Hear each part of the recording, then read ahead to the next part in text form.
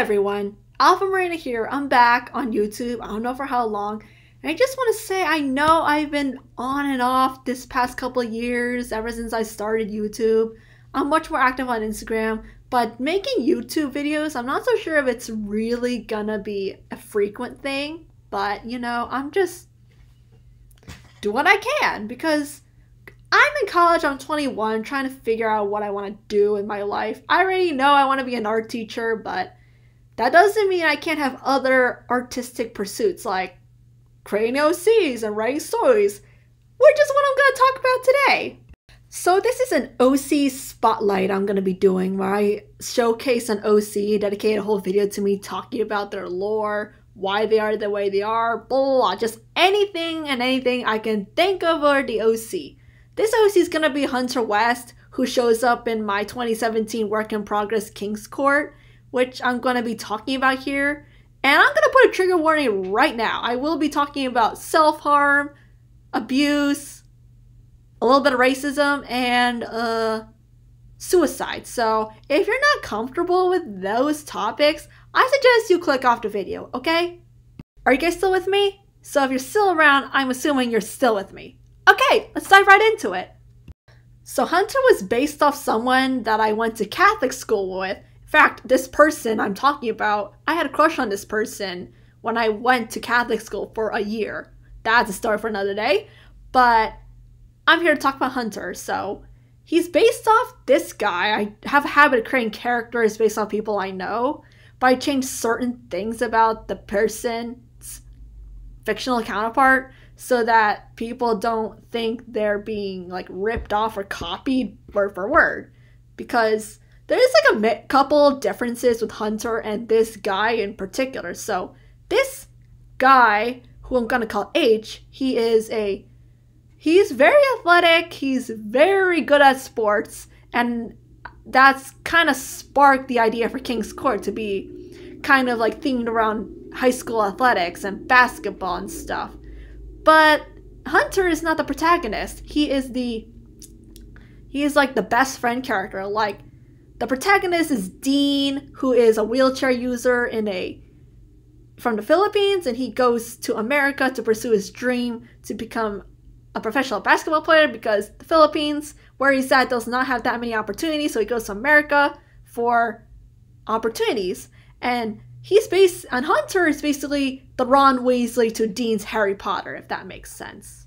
Hunter's original name was Hayden, but I didn't think it suited him, so I went with Hunter because it suits his personality more. Hunter is more hot-headed, reckless, boyish even at times. I mean, his appearance-wise, he's kind of boyish, especially when he cuts off his hair, you know? But, you know, I just changed his name, like, to Hunter because I just think it sounds better with the last name West. Hunter West. By the way, this was all coincidental. If you're named Hunter West, this is all coincidental, okay? 2001, Hunter was born in Nashville, Tennessee. He grew up pretty well off with parents that loved him, but as the years went on, there was like lots of differences and political differences and just a lot of disagreements and stuff with the parents, Cal and Karen. So they divorced in 2016 prior to Donald Trump winning the election that year. So Hunter went off with his dad, Cal, to Los Angeles to get away from his controlling mother. And that summer in 2016, he met a boy named Lucas who actually would become his best friend, but that would come to an end like a year from now because I'm gonna save that for later. So Hunter basically befriended Lucas. They were like next door neighbors. They went to the same high school and they got into the basketball team, the JV boys basketball team, which was led by Coach Matt, who is pretty much really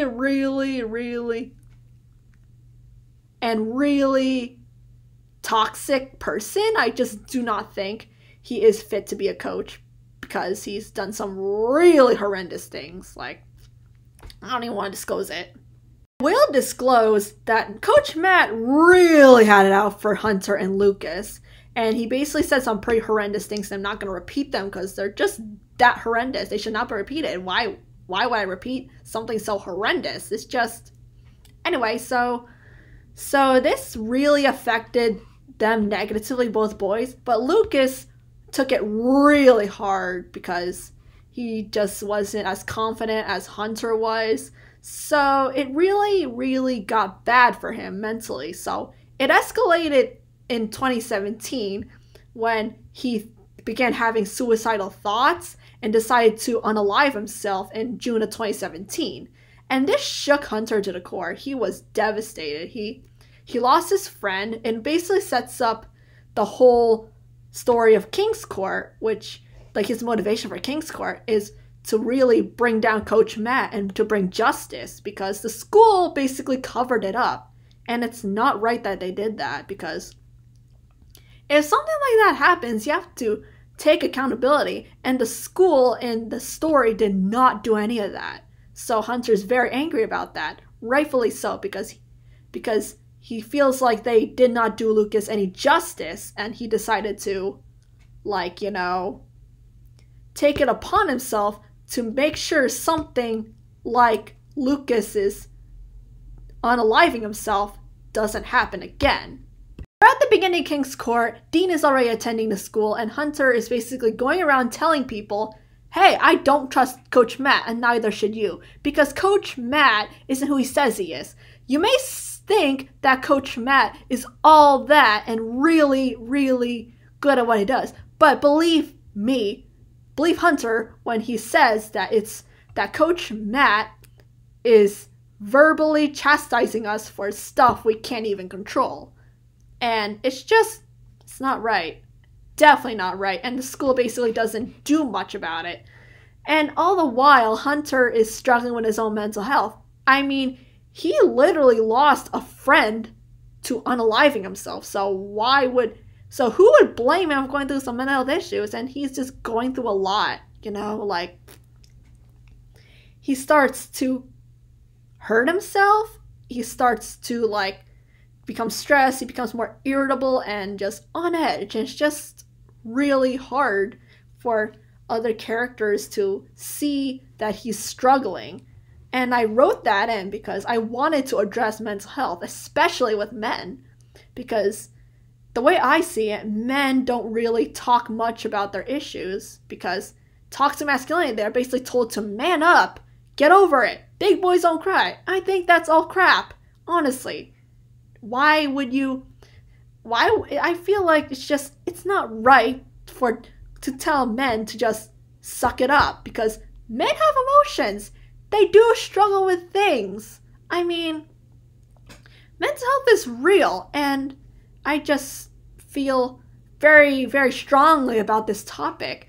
And you see me address this in other works, like the Shatena series I've been talking about nonstop on my story, you know? Anyway, so Hunter is just going through the worst mental health crisis of his life, and the school basically sends him to a hospital to recover. So he's absent for a couple chapters. And then he plays a major role in getting Coach Matt fired. He provides a testimony. He tells them that the coaches know who Itsei is, and finally they believe him. After a backlash, of course. And I feel like, I don't know, it's just not, I feel like it's not right that the school only responded after backlash, but I feel like it's true to life. People will just only do something if there's a lot of backlash. And, you know, it's just, you know, really sad. Note, Hunter does develop things for a classmate of his, Adriana, who is basically the Hermione Granger of the group. If Hunter is Ron, Dean is Harry, and then Adriana is Hermione. She's like, okay, so I canonically made Adriana black because I saw her as black. I didn't really, must have been an unconscious decision because I didn't want to see black sassy girls all the time. I just wanted a black character who wasn't that, you know? But I'm not here to talk about her. It's about Hunter. It's Hunter's OC spotlight. Maybe I'll get to Adriana someday. So, he does develop things with Adriana, and then they start dating in junior year of their high school journey, and then we hit 2020, Corona shuts everything down, they graduate during the pandemic, and I don't know what's going to become of their relationship after high school, but no idea. But I do see them still being friends. I'm not so sure if they're going to be a couple in the long run, but you know, that's for me to figure out as I grow up, and so do these characters. So, yeah.